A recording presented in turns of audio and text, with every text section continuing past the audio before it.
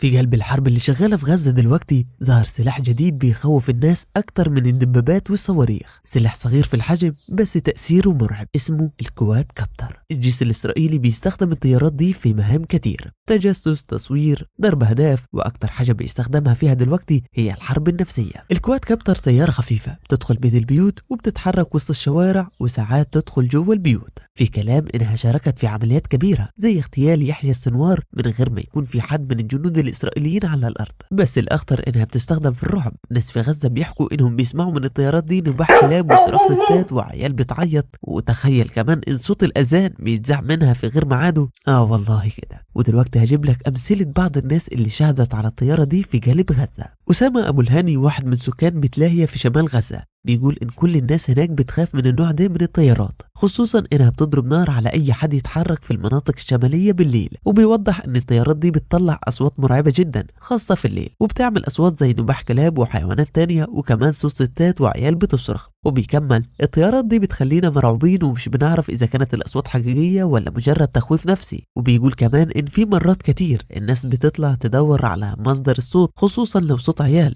وساعتها بيتقصفوا بالطيران ده. محمد علي بيحكي عن موقف حصل له وخوفه جدا لما كان في خيمته شرق غزة وسمع صوت كلاب بتنهج جوه الخيمة بالليل، فهرب واتفاجأ بعدين ان الصوت ده جاي من طيارة إسرائيلية. وبيقول كمان انه بعد ما هرب سمع ضحك وصريخ عيال، ولما هو والناس اللي حواليه ركزوا اكتشفوا ان كل الأصوات دي من الطيارة. وبيكمل في يوم من أيام رمضان الطيارة دي شغلت صوت الأذان بدري والناس فطرت قبل ميعادها. الناس في غزة بقوا بيقولوا إن الكواد كابتر أخطر من أي سلاح تاني، مش بس عشان بتضرب لكن كمان لأنها بتكسر نفسية الناس وتجبرهم على الهروب من بيوتهم. سلاح صغير لكن تأثيره كبير. الكواد كابتر مش مجرد طيارة، دي آلة رعب بتحلق فوق رؤوس الأبرياء ليل نهار. لو شايف إن الناس لازم تعرف الحقيقة ما تنساش تعمل لايك وتشارك الفيديو وتشترك في القناة.